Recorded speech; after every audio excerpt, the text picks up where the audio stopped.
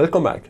So we were talking about establishing minimax lower bounds on the performance of stochastic optimization algorithms, such as SGD or its variations.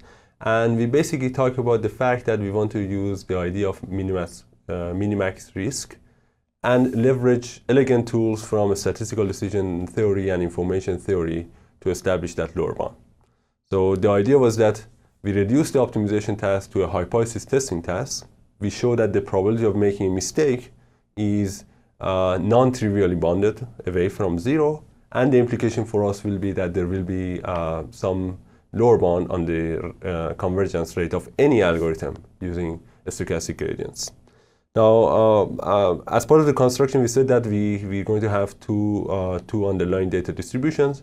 One is chosen that generates basically the stochastic gradients. We don't know, so we wanna decide from the observations which distribution was chosen by the nature. Okay, and now we're going to talk about the other part of our construction, basically coming up with loss function and the data distributions themselves. Note that we were interested in the simple setting where our empirical risk, the average loss over the data that we are minimizing, is convex and G Lipschitz. So we have to make sure that we account for that in our construction. Okay. So perhaps one of the simplest convex and G Lipschitz function that you can imagine is some scaled version of the absolute value, and this is indeed what we're going to leverage here. So let the sample loss for any parameter w and any z be just some constant g times the absolute value of w minus z d, where again w you can think of it as the parameter, g is going to be the Lipschitz constant, and z is basically our data. So z only takes value in 1 or minus 1. Okay, and it is quite simple to see that this function is going to be convex and G Lipschitz. Again, it's just some absolute value or a scaled version of an absolute value. So it's convex, gradient is bounded. Okay, so that's the sample loss. Now from this, we want to come up with the overall average loss or our stochastic loss. So we also need to come up with some distributions on Z. Again, the idea that we want these distributions to be different but very similar, such that when we observe the stochastic gradients from one of them, we're not going to be quite effective in terms of solving the hypothesis testing task. Therefore, we're going to make a mistake with non-trivial probability of error. As a result, have bound on the rate of convergence. The simplest distribution that we can think of is basically the Bernoulli distribution. This is what we're going to use here. So we assume that there are two distributions, P1 and P minus 1, with, that are again Bernoulli. So they take values 1 and minus 1, but with different probability. They are almost uniform, but different, right? So this is what I've written here. So in particular, P1 takes the values, let's say, plus 1 and minus 1, with probabilities 1 plus delta over 2 and 1 minus delta over 2. On the other hand, the other guy, the P minus 1, takes the values plus 1 and minus 1 with 1 minus delta over 2, 1 plus delta over 2. Okay, so they take these values with different probabilities, and we can think of this delta to be a very, very small number, such that P1 and P minus 1, although different, they are very similar. Okay, so by defining the sample loss and distribution in this way, then we're going to have two different loss functions. Okay, a stochastic loss function, which are listed here. Okay. And given that the sample loss is convex and G Lipschitz, again, it is not difficult to show that these functions are also convex and G Lipschitz. And furthermore, we can calculate the optimal solution for these functions. So the optimal solution I star, so this means the optimal solution for the is function, and I takes values from 1 or minus 1, is d when I is equal to 1, and is minus d when I is equal to minus 1.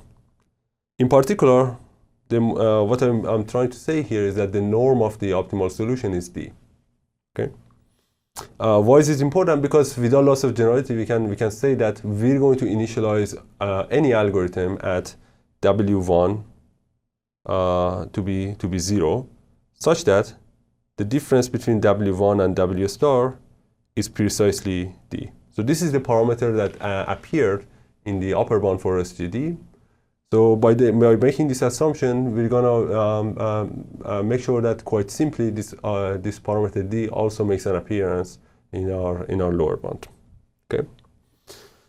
All right. So I've sort of plotted these functions for various or two values of delta, and the idea is that these functions become harder to distinguish when delta becomes smaller.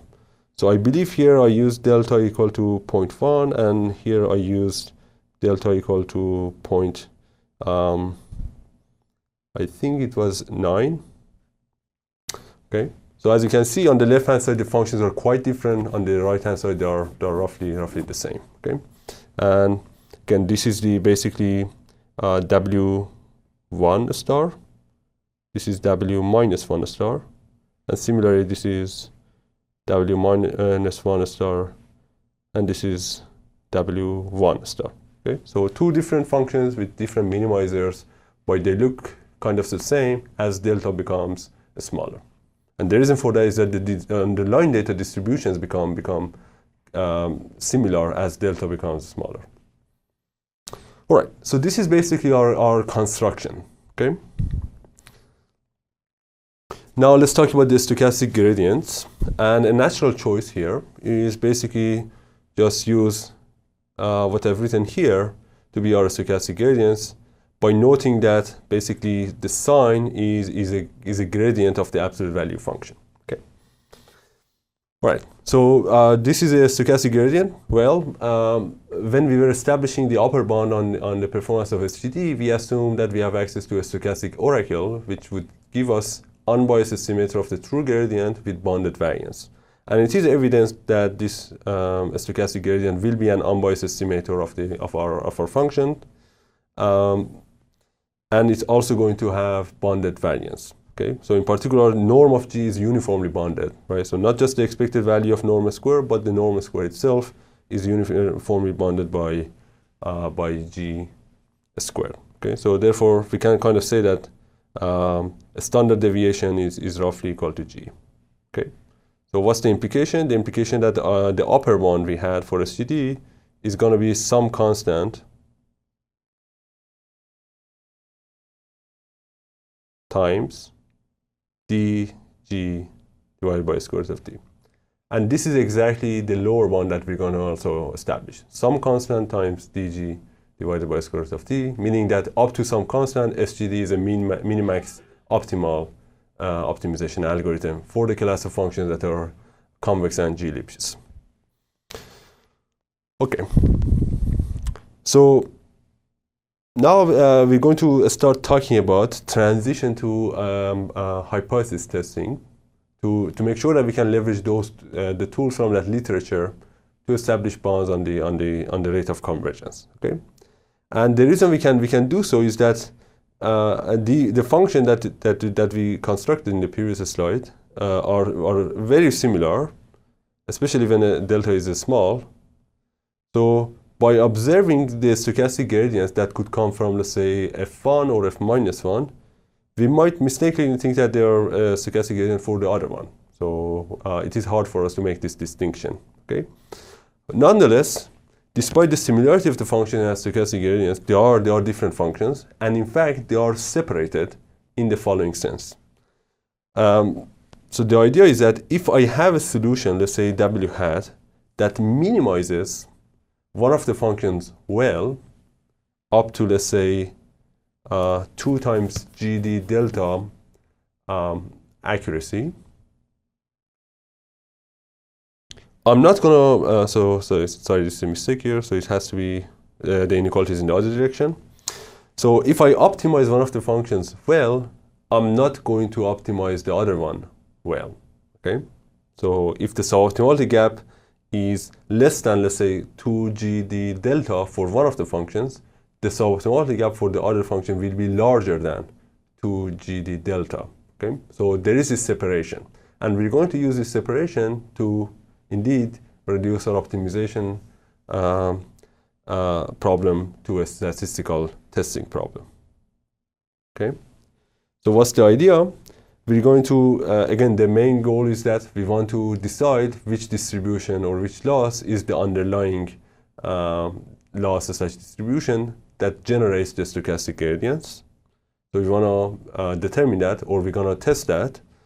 And to do that, we are basically solving an optimization problem. Okay, so we observe the sequence of stochastic gradients and use them in our favorite algorithm. Could be SGD with momentum, anything. And we're going to output PI as the candidate for the choice of nature if we were able to optimize the FI well. Okay, so again, I could be 1 or -1, saying that again, P1 or P-1 is the underlying data distribution. Okay, so we call this our test, and let us denote it by something like this. This is basically a function, takes in the observations, which are the stochastic gradients, and returns an index. This index is either 1 or -1, indicating which data distribution is the correct one. Okay. All right. Let's recall what we established before. As part of our first steps, to lower bound the minimax risk, we basically said that maximum is larger than average, so we get this trivial lower bound on the minimax risk. Now we're going to basically use the Markov inequality. So Markov inequality is basically bonding the deviation of a positive random variable. So for any x that is positive and any lambda that is strictly larger than 0, the probability that the x is larger than lambda is basically lower than the expected value of x divided by lambda. Okay. Now we're going to use this result here to lower bound the expectation with respect to the joint distribution of stochastic gradients with the probability. Okay. So therefore, by doing that, we're going to establish this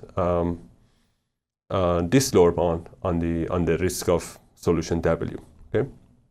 In particular, what I'm doing here, I'm applying Markov inequality, and I set lambda to be 2 times GD delta, which is a positive number.